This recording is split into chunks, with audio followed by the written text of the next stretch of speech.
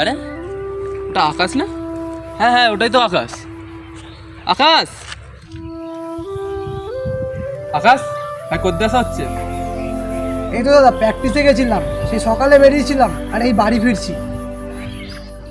ও খুব ভালো, খুব ভালো ভাই। জোর কদমে প্র্যাকটিস করো, সামনে মোহনবাগানের ট্রায়াল, তোমাকে সিলেক্ট হতেই হবে। আমাদের পাড়া গোটা সবার ইচ্ছা যে তোমাকে বড় ক্লাবের হয়ে খেলতে দেখি, পাড়ার নাম উঁচু হোক। হ্যাঁ দাদা, অবশ্যই। আমার একটু কাজ আছে, আমি আসি। ও মা, কিছু খেতে দাও না মা। এনে ধর। ঘরের কথা কিছু চিন্তা ভাবনা করিস? বাবাটার যে এত শরীর খারাপ, কিছু দেখছিস? আসছিস, দুটো খাচ্ছিস আর ফুটবল পেটাতে চলে যাচ্ছিস। এরম করলে কি করে হবে? সংসারের কথা তুই না চিন্তা ভাবনা করলে কে করবে? আমাদের সংসারে আর কে আছে তুই ছাড়া? বাবাটা আজ 1 মাস হয়ে গেল বিছানায় পড়ে রয়েছে, কাজ বাজে যেতে পারছে না। সংসারটা কি করে চলবে? আমি কিছু ভেবে পাচ্ছি না। তোর কাছে আমি হাত জোর করছি, তুই কাজ বাজ কর, ফুটবল খেলা ছেড়ে দে। ফুটবল আমাদের গরিব ঘরের জন্য নয়। কাজ বাজ না করলে কি করে হবে বল? আমি জানি না এই সংসারে কি হবে। আজ তোর বাবার মুখের দিকে তাকানো যাচ্ছে না। তুই বাবার অবস্থাটা দেখ একবার।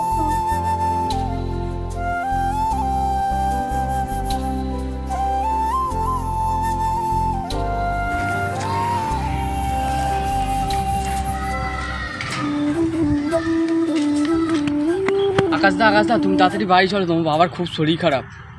হ্যাঁ, কি বলছিস রে? বাবা, কি হয়েছে বাবা? বাবা, তুমি কথা বলছো না কেন বাবা? বাবা, বাবা।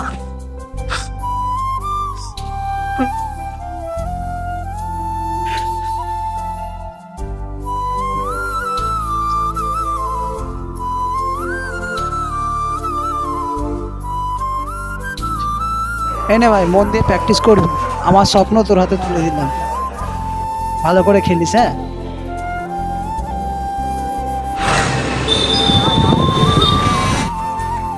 দাদা, 1 প্লেট কচুরি দিন তো, খাবো।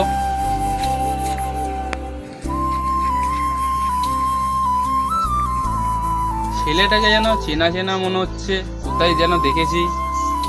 হ্যাঁ হ্যাঁ, মনে পড়েছে। আরে তুমি আকাশ না? হ্যাঁ বলুন।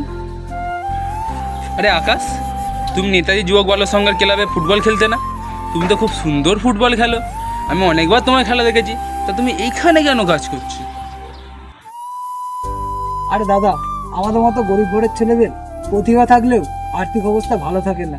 সময় আর পরিস্থিতি আমাদেরকে হেরে যেতে বাধ্য করে, নয় আমরা নিজে থেকেই হারিয়ে যাব।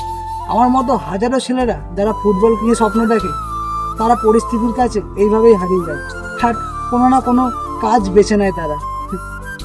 আজকের ভিডিওটা থেকে এটাই শিখলাম যে শুধুমাত্র পরিশ্রম করলেই সাফল্য জীবনে আসে না, আর্থিক দুর্বলতা ও ভাগ্যের কাছে হেরে যেতে হয়।